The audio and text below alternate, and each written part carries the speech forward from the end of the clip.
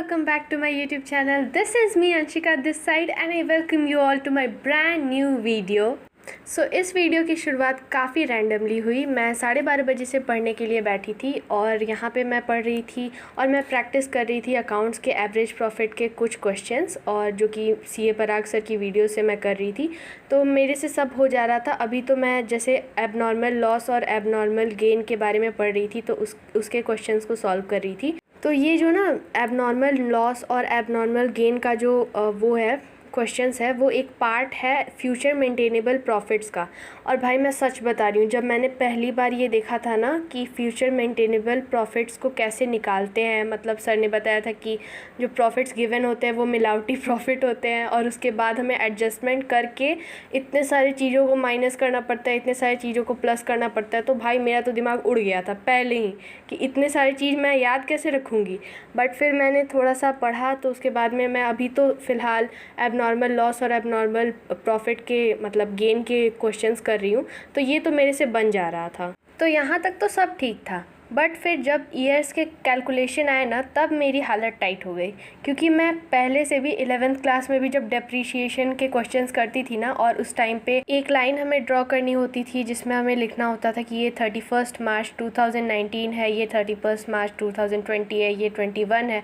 तो उसमें मैं क्या करती थी कि अगर 31 मार्च 2019 से लेकर 20 तक का है तो मैं कभी 21 में लिख देती थी। तो मैं ऐसी गड़बड़ करती थी। तो मेरा फिर से आमना सामना हो गया था इस बार भी डेप्रिशिएशन से। और इस बार मैंने एक गलती की, मतलब मैं इसी में कंफ्यूज थी कि 31 मार्च 2020 से लेके 31 मार्च 2021 में 1 जून को डेप्रिशिएशन लगा 2020 में।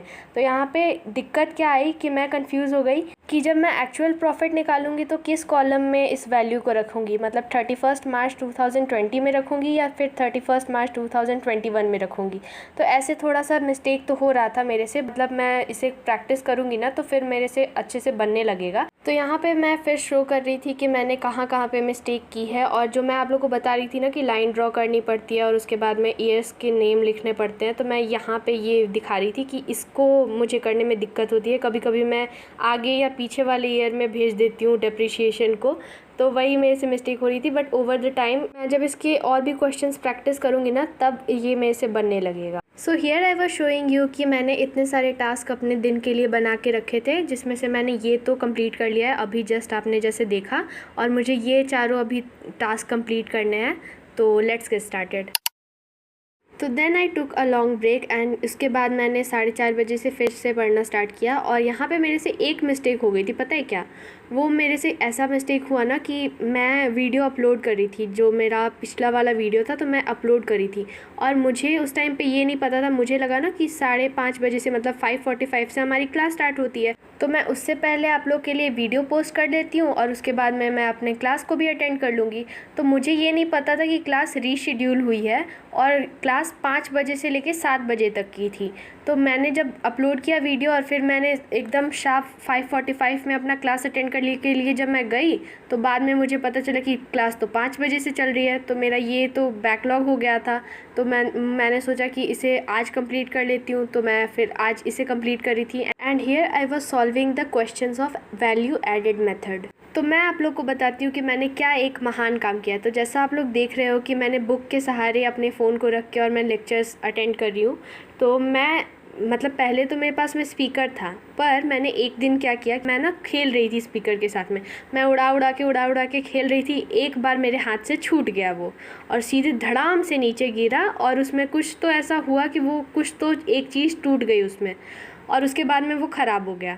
तो मेरे खेलने के चक्कर में मेरा ही नुकसान हो गया, क्योंकि मैं बहुत ज़्यादा ही क्लमजी हूँ।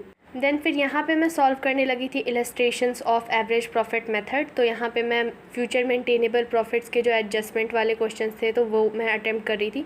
तो इलस्ट्रेशंस में ऐसा होता है ना मेरे साथ में कि मैं जो मुझे नहीं आता है ना क्वेश्चंस, तो वो मैं अपने आप पहले ही देख लेती हूँ कि इसका आंसर क्या है। और ऐसे प्रैक्टिकल क्वेश्चंस में तो रहता है कि आंसर्स नहीं पता लग सकता है जब तक आप खुद से नहीं बनाओगे तो। पर इसमें मैं देख ले रही थी, तो एक तो मेरे से खुद से सही बन गया था और दूसरा मेरे से नहीं बन रहा था, तो मैंने आंसर चेक कर लिया। तो मैंने 2 क्वेश्चंस को प्रैक्टिस किया और फिर उसके बाद मेरा पढ़ने का मन नहीं कर रहा था, तो then I just left it. तो मैं अभी जस्ट अपना इंग्लिश का बैकलॉग कंप्लीट कर रही हूँ और मैं अभी पढ़ रही हूँ a thing of beauty from the book flamingo. And यहाँ पे मैं आप लोग को थोड़ा सिचुएशन बताती हूँ कि मैं इसे कैसे पढ़ रही हूँ और क्या हर्डल्स आ रहे हैं। सो मैं इस फ़ोन से हमेशा लेक्चर देखती हूँ, ठीक है, इस फ़ोन से मैं लेक्चर देखती हूँ। और मैंने जैसे आप लोग को बताया कि मेरा जो स्पीकर था वो मैंने तोड़ दिया है। सो उसके बाद में मैंने सोचा कि मेरे पास में एक नेक बैंड है, ये नेक बैंड, तो मैंने सोचा कि मैं इसको कनेक्ट करके पढ़ लूँगी। तो इस फ़ोन से ना वो कनेक्ट नहीं हो रहा है और जिस फ़ोन से मैं ये वीडियो शूट कर रही हूँ उससे कनेक्ट हो जा रहा है। बट इसमें एक दिक्कत है कि इस फ़ोन की बैटरी चार्ज अच्छे से नहीं है, तो मुझे इसी फ़ोन से कवर करना पड़ रहा है। और मैम की आवाज़ थोड़ी सी स्वीट और थोड़ा सा मैम स्लो वॉइस में बोलती है, तो इस वजह से मैं इसी से लेक्चर देख रही हूँ। और पंखे को भी मैंने बहुत कम स्पीड पे चला दिया है। बट हर्डल्स जितने भी आए, guys we will not stop studying. So without any further delay let's complete this backlog too. तो मुझे ना अंशिका मैम बहुत ज़्यादा ही पसंद है, मतलब उनकी वॉइस इतनी अच्छी है, वो बहुत ज़्यादा मोटिवेट करती हैं। प्लस में उनका और मेरा नाम सेम है, तो उस वजह से भी थोड़ा सा एक अट्रैक्शन है उनके लिए। तो a thing of beauty complete करने में मुझे 10-15 हो गए थे और उसके बाद मैंने विदाउट एनी ब्रेक मैंने फिर से स्टार्ट किया अपना क्वेश्चन आंसर्स कंप्लीट करना। मतलब हमें ना समर वेकेशन के होमवर्क में मिला है, इंग्लिश वाली मैम जो हमारी हैं स्कूल की, तो उन्होंने दिया है कि सारे क्वेश्चन आंसर्स को फेयर कॉपी में आप लोग लिख के लेके आना, जहाँ तक मैंने पढ़ा दिया।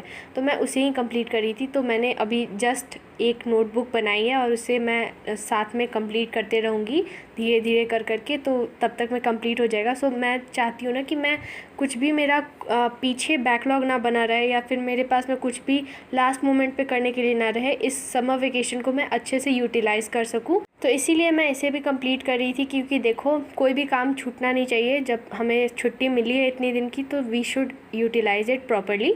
सो that's why I was doing this. So that was all that I studied in a day. And if you like this video then please don't forget to like, comment, share and subscribe to my YouTube channel because it motivates me a lot for making such type of videos for you all. And I would love to see your comments on this video. So yeah, thanks for watching.